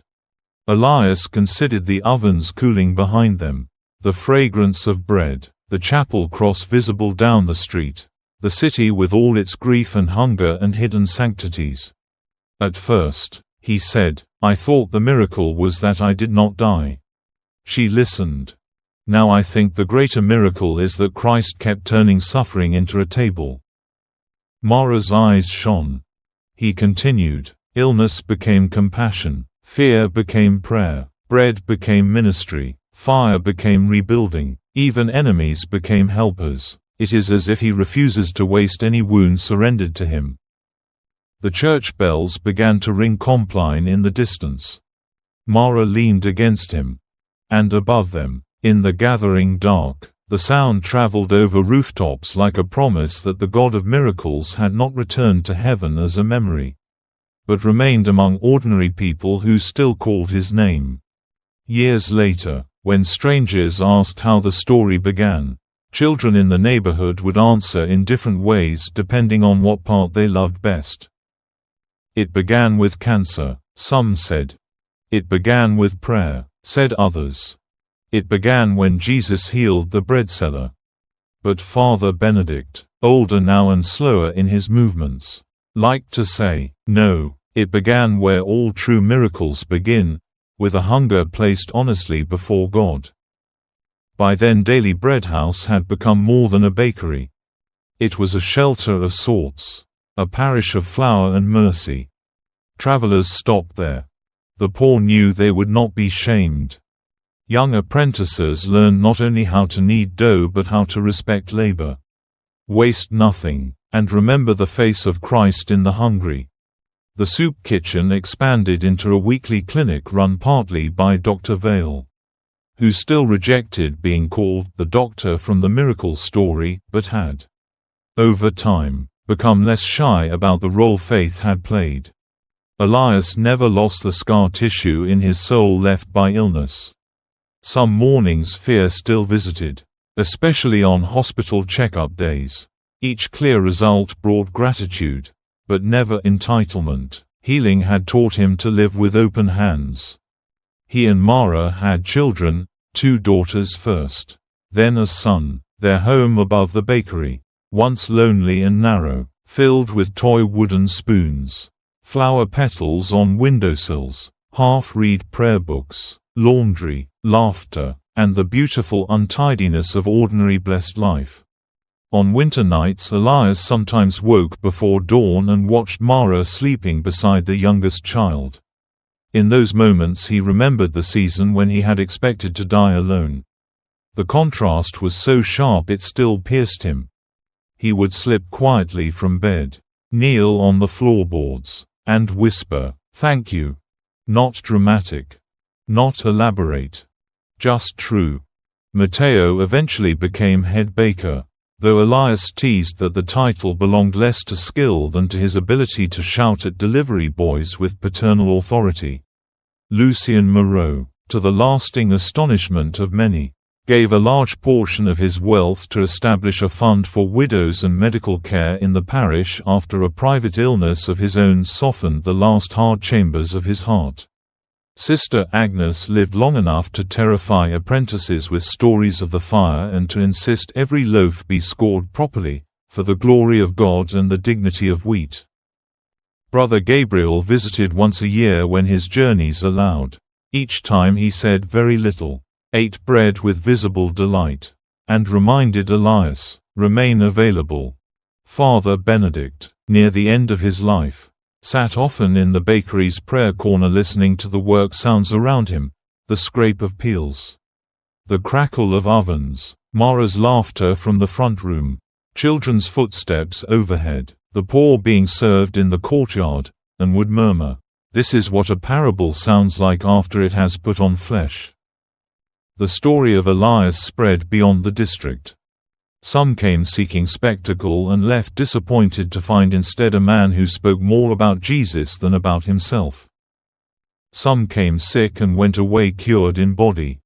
Others came sick and were not cured, but said they met Christ in the waiting and called that miracle enough to keep walking. A few wrote the story down. Most carried it orally, adding details, exaggerations, omissions, pieties, and neighborhood color as all communities do. But those who knew Elias best understood the center of it. The miracle was not merely that cancer vanished. The miracle was that Jesus entered the entire human field of fear. Illness, labor, love, pride, loss, fire, and daily bread, and from within it, drew forth a life more abundant than the one Elias had previously imagined. One autumn evening, many years after his healing, Elias stood outside Daily Bread House as twilight gathered in the street. His eldest daughter was arranging loaves in the front window. Matteo was arguing cheerfully with a supplier. Mara was tying late roses into small bundles for tomorrow's tables. Church bells rang vespers over the roofs. A thin man in warm clothes approached hesitantly. He looked ill. Not necessarily with cancer, with the general ruin that prolonged suffering writes into a face. "Are you Elias?" he asked. "Yes. I was told." The man swallowed hard. "I was told Jesus helped you here." Elias studied him with the old familiar ache of recognition. Fear. Shame. Desperation. Hope trying not to be seen. "Yes," he said softly, "Jesus helped me." The man looked down. "I'm sick. The doctors are not hopeful. I don't know what to ask for anymore." Elias stepped aside and gestured toward the warm interior where bread glowed in lamplight and the small prayer corner flickered with candles. "Then come in," he said, "we will begin there." The man hesitated. "Will you pray for a miracle?" Elias smiled, and in that smile lived all the roads he had walked. "Yes." he said, "and for whatever mercy Jesus knows you need most." The man entered. Mara looked up and, seeing his face, silently set aside a loaf and a bowl. That was how it always worked now. Prayer and bread. Mercy and table. Body and soul together. Later that night, after the doors were closed and the ovens cooling, Elias remained alone for a while in the prayer corner. The Old New Testament Father Benedict had once given him still lay there. Its edges worn, certain pages nearly transparent from repeated reading. He opened again to John 6, the multiplication of the loaves. He read the passage slowly. Jesus seeing the crowd. Jesus asking where bread could be bought. The child's offering. The giving of thanks. The distribution. The abundance. The fragments gathered so that nothing would be lost. Nothing would be lost. Elias traced the sentence with one fingertip. Nothing. Not the frightened prayers in the winter chapel. Not the tears on hospital benches. Not Mara's flowers. Not the monk's hands. Not the dream in fever. Not the clean scan. Not the fire. Not the rebuilding. Not the people fed. Not the souls comforted. Not even the years of ordinary work afterward. In Christ, nothing surrendered was wasted. He closed the book and knelt. Lord Jesus, he prayed, when I was sick, you were near, when I was healed, you were near, when I was proud, you humbled me, when I was afraid, you stayed, when I had only one loaf of hope, you broke it and multiplied it. Let me never forget whose hands held my life. A quiet settled over the room. The deep familiar quiet of presence. Not every prayer was answered as his had been. He knew that. He had sat beside too many grieving beds, buried too many beloved elders, and listened to too many mothers ask why heaven sometimes seemed to heal one child while receiving another.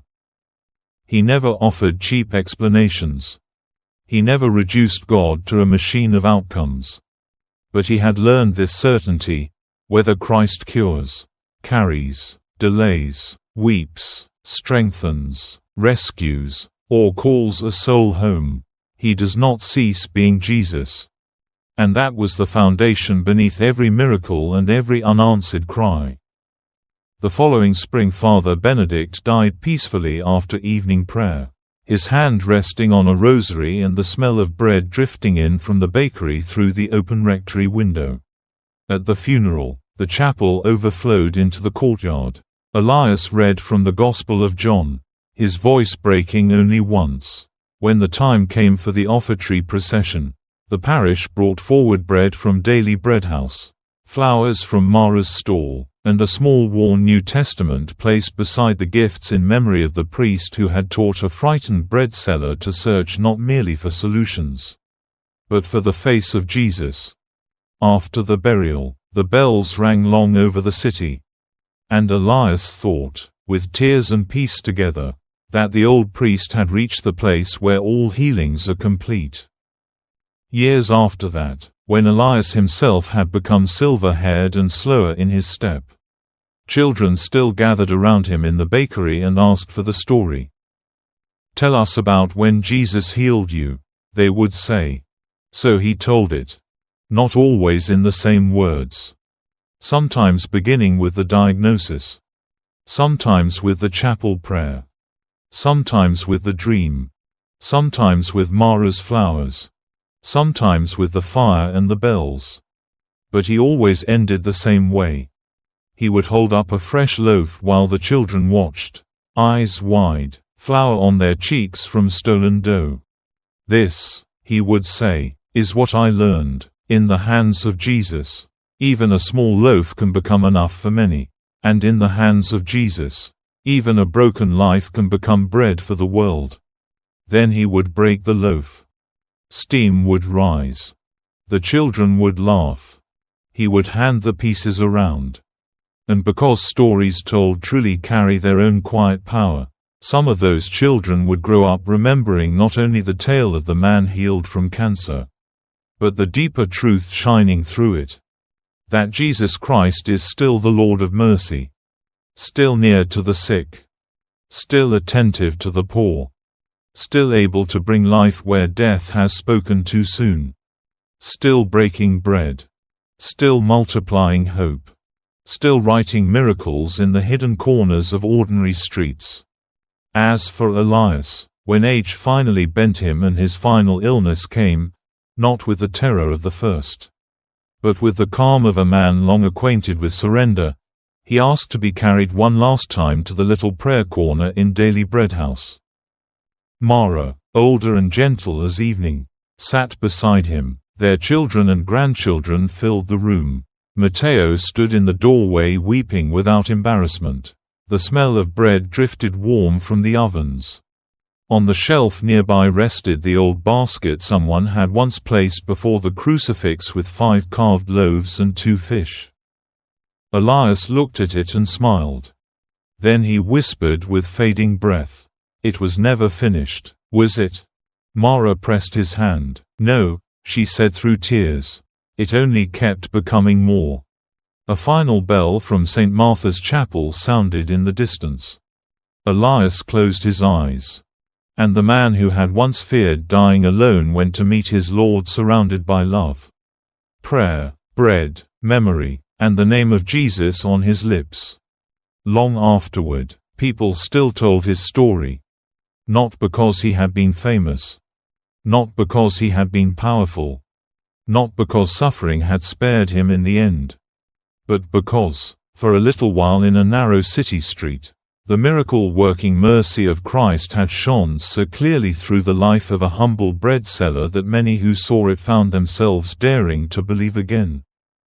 And perhaps that is why such stories are given to the world. Not merely to astonish, but to awaken hunger. For bread. For healing. For mercy. For Jesus. And for the kind of faith that kneels in the dark, empty-handed and trembling, yet still whispers, "Lord, if you will heal me, heal me. If you will not heal me, stay with me. But please do not leave me alone." For those who pray like that, heaven is never as silent as it seems.